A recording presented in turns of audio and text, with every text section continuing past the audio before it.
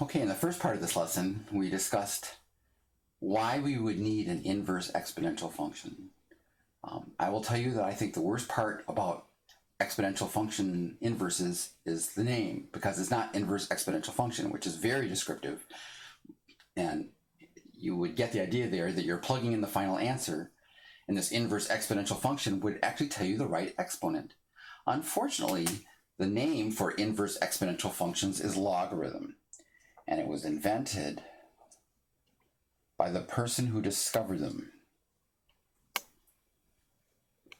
His name was John Napier, and it was a long, long time ago. And the logo part, I think, means ratio. The rhythm part means number. So you get ratio number, which, of course, doesn't mean a whole lot to us.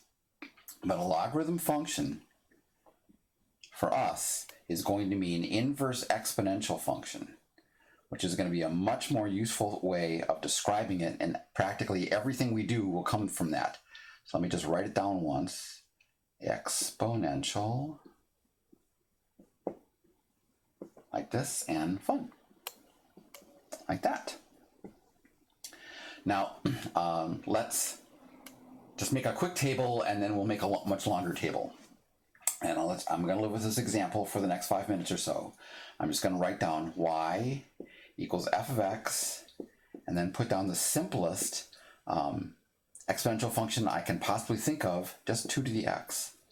And we can make a table of values of 2 to the x without killing ourselves, right? I can just go x and y like this, and put in some numbers. How about -2 and -1 and 0 and 1 and 2, like that?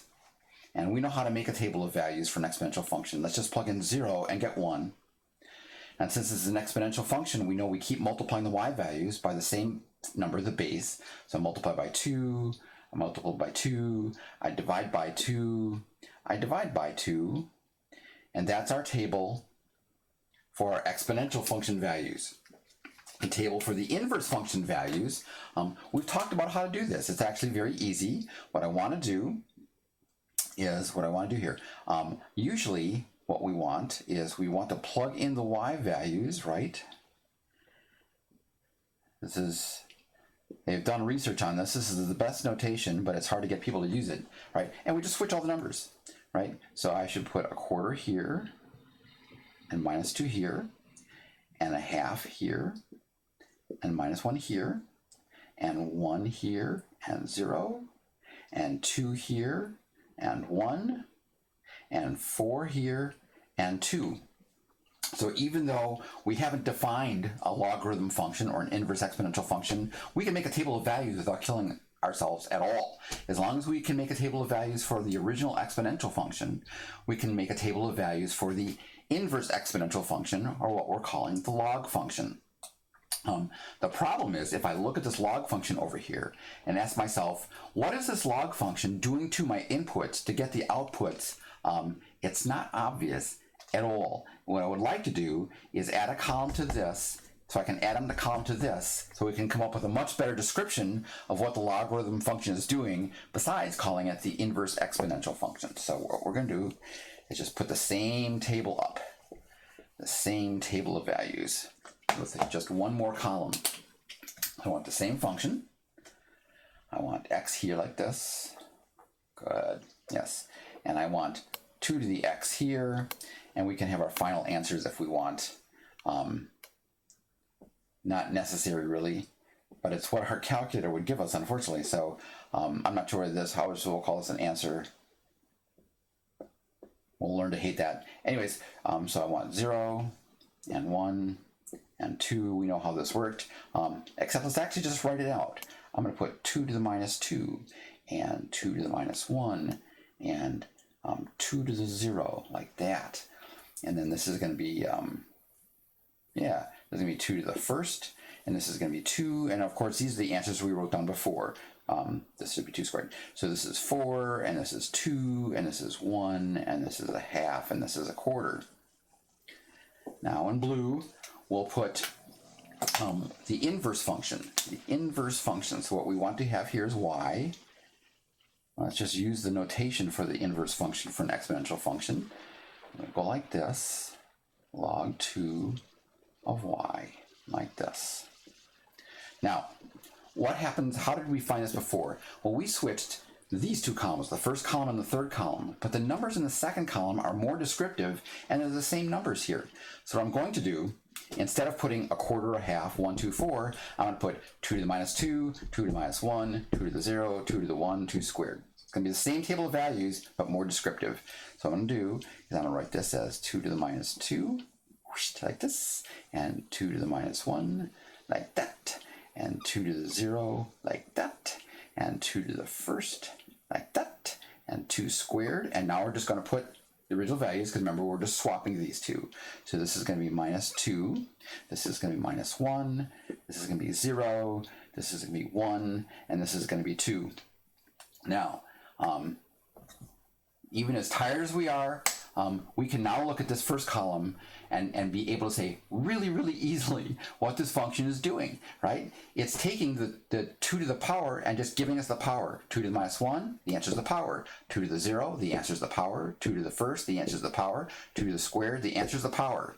In other words, what this logarithm function is asking us to do is if you want to plug a number in, you have to write that number as 2 to a power, and then the answer is going to be just the power.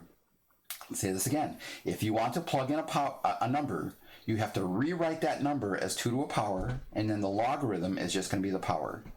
Right? Your number is 2 to a power. The answer is just going to be a power. Let's apply this to 3 or 4 other kinds of numbers that haven't shown up in our table yet. So for example, if I want the log base 2 of 8. Now what does this logarithm function do? It says, wait a minute, in order for me to be able to do anything, you have to write 8 as 2 to a power. Well, 8 isn't so bad. So let's just rewrite 8 as 2 to a power. And then the logarithm function just gives us the power. That's the definition of a logarithm function, because it's giving us the original exponent. You can see that someone's plugging in the answer that they got using an exponential function. And then the answer is going to be the original exponent. We can do this again 2 or 3 times.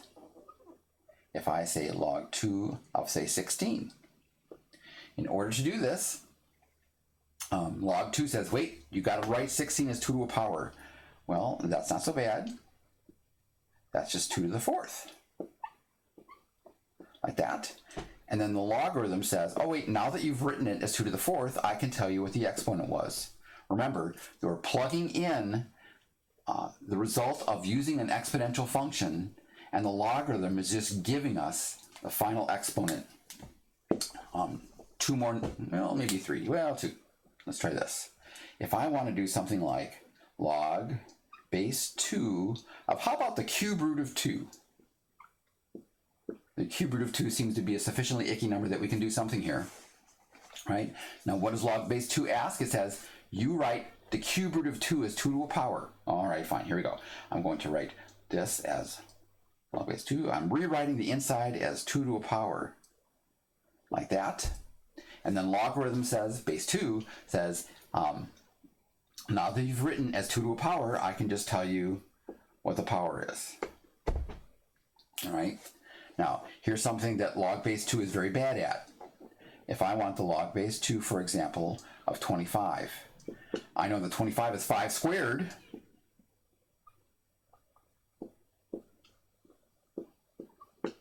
Right?